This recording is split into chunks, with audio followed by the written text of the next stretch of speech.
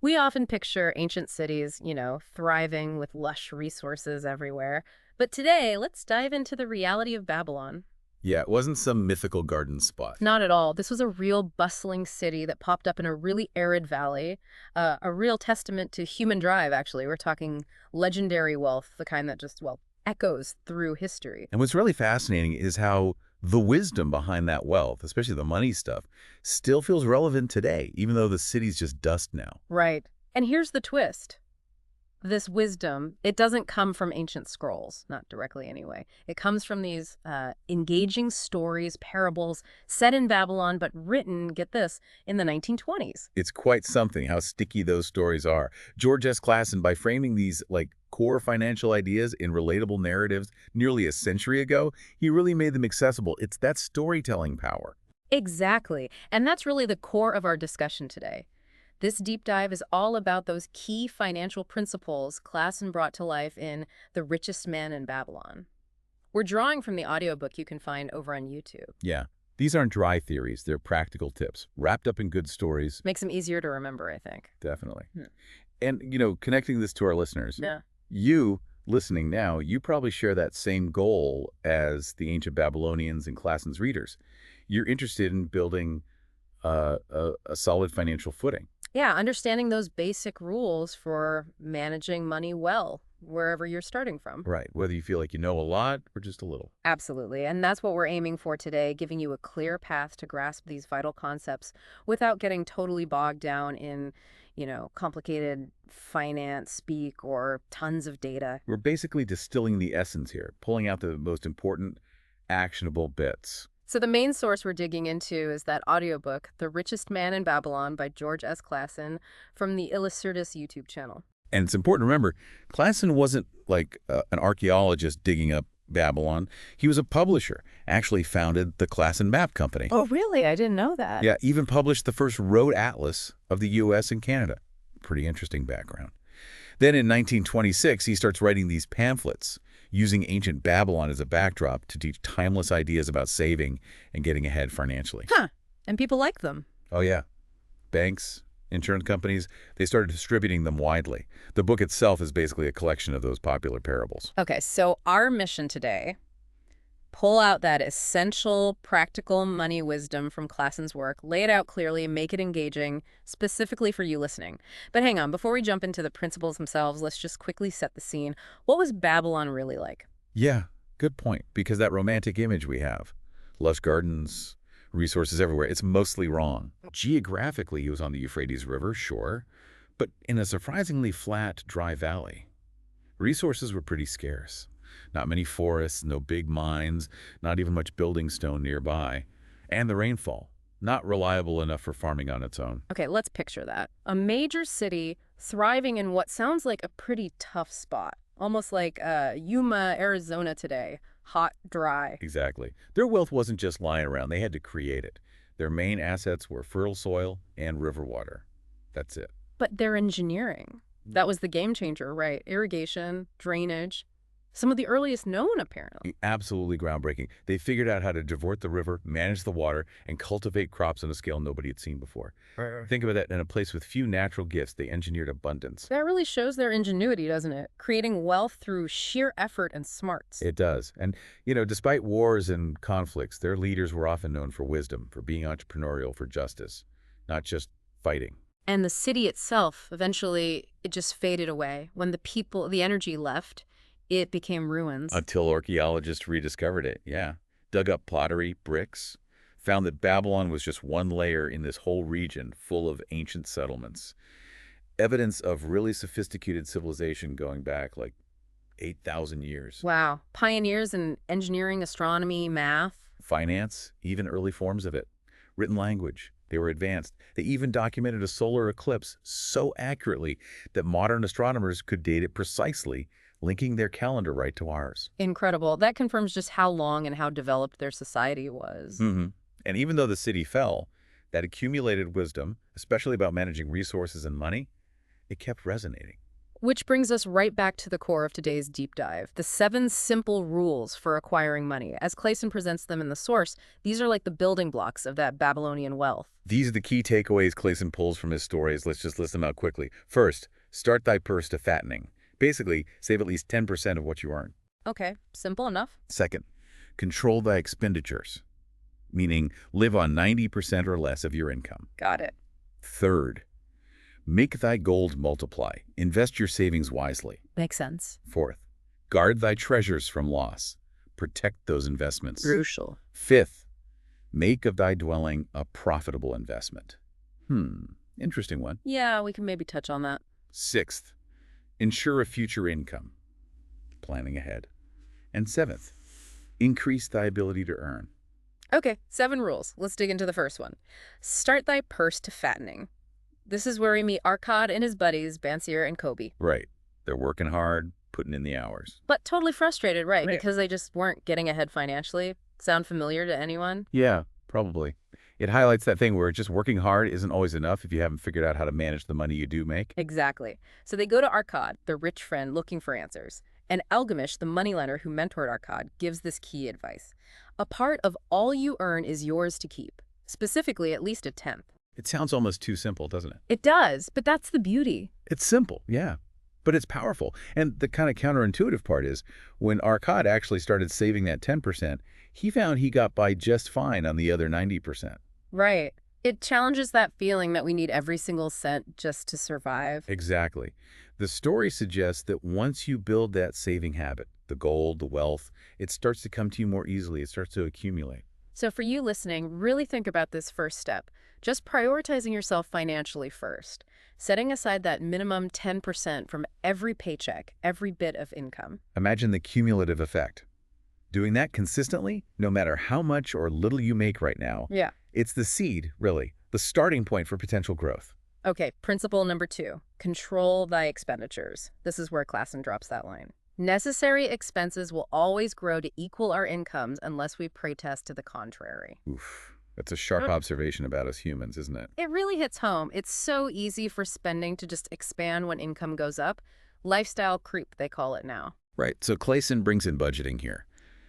Consciously figuring out your needs versus your desires. Then making choice? Making choices, exactly. Prioritizing the essentials and the desires that are genuinely worthwhile, but keeping it all within that 90% limit, it forces you to be intentional. Instead of just letting money slip through your fingers without noticing? Yeah. Arkad uses this great analogy. A budget is like a bright light in a dark cave. Oh, I like that. It shows you the leaks in your purse, right? Those little unnecessary spends you might not even be aware of. That image really makes budgeting feel less like a chore and more like gaining control, getting clarity. Knowing where your cash is flowing so you can spot the waste and maybe redirect it. So for you listening, maybe take a second. Think about your own spending. Are there leaks, areas where you could be more, conscious? Good question. Okay, that leads us to principle 3. Make thy gold multiply. This is where the money you've saved starts working for you. Yeah, the core idea is saved money shouldn't just sit there idle. It needs to be put to work, invested somehow to make more wealth. This is the shift from just saving to actively growing it. Right. And the story mentions Arkad's early mistakes, remember? He trusted a brickmaker to buy jewels for him. Huh. Yeah, that didn't end well, did it? Not exactly. But he learned. Later, he made good investments, like lending money to a shield maker he knew was reliable, and crucially, reinvesting the profits. That's the key part, reinvesting. And Clayson introduces this powerful idea here.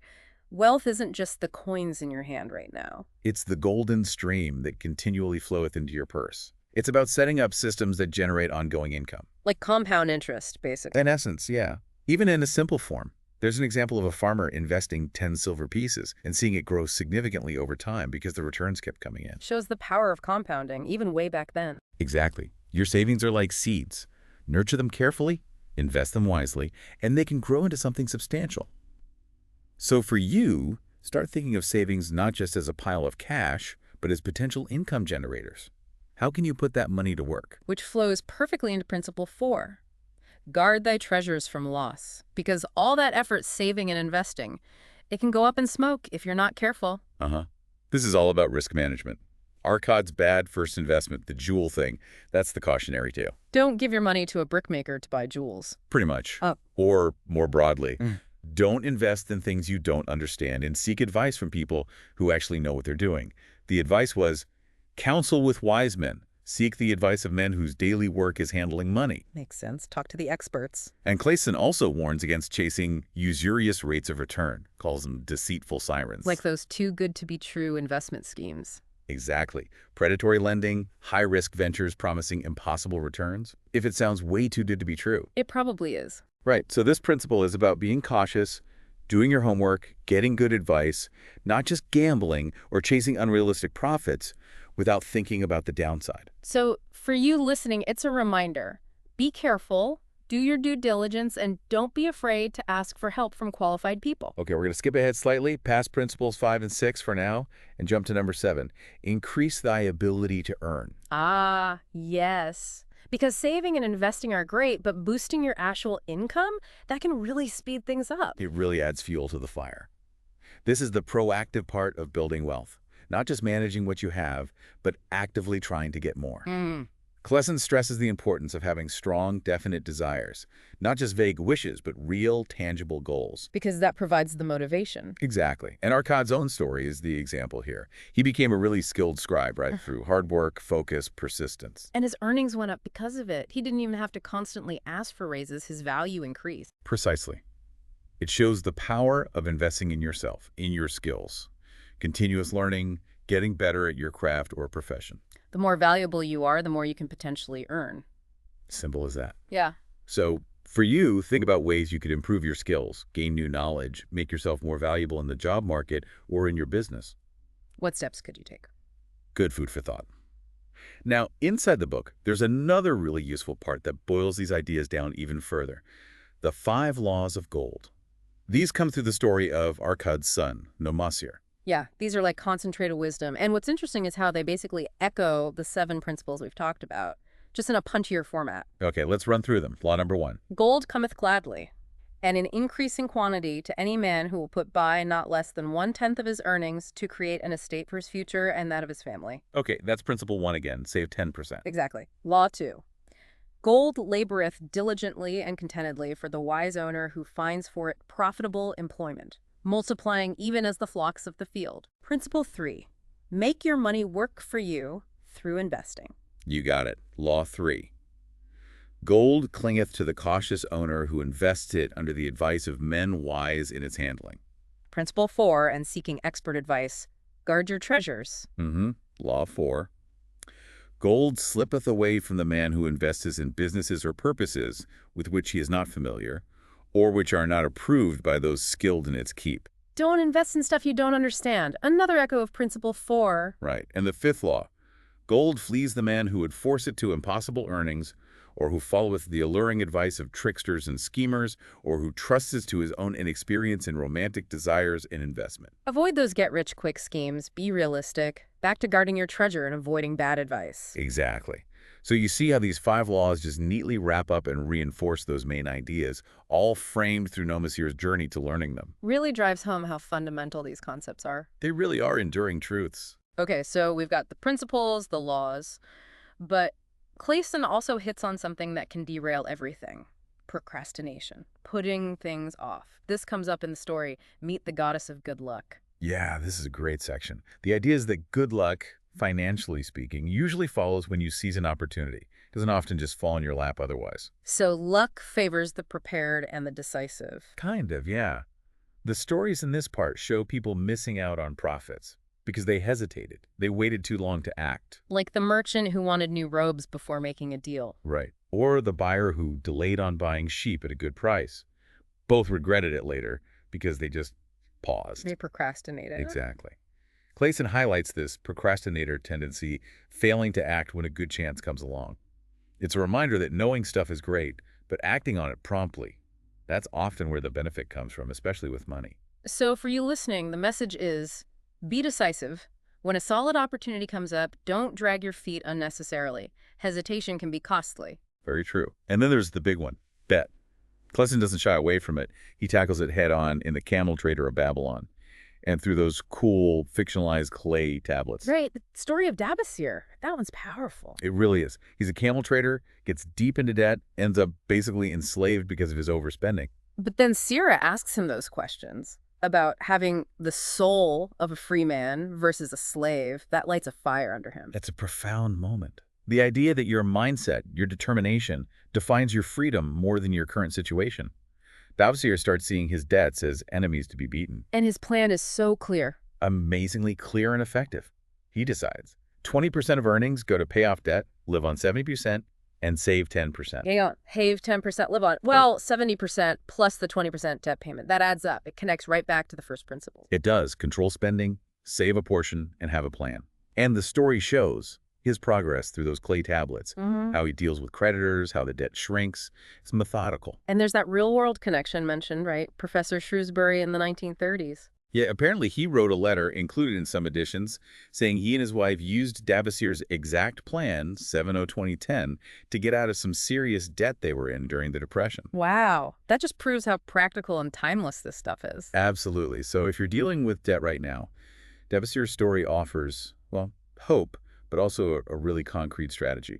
That 70-2010 plan is something tangible. Definitely. Okay, one last area Clausen touches on, wise lending. This comes through Mathon, the gold lender. Right. This gives advice from the lender's perspective, but it's useful for anyone thinking about lending money, maybe to friends or family. What's Mathon's main point? Caution. Understand why the person needs the money, and crucially, what their capacity is to pay it back.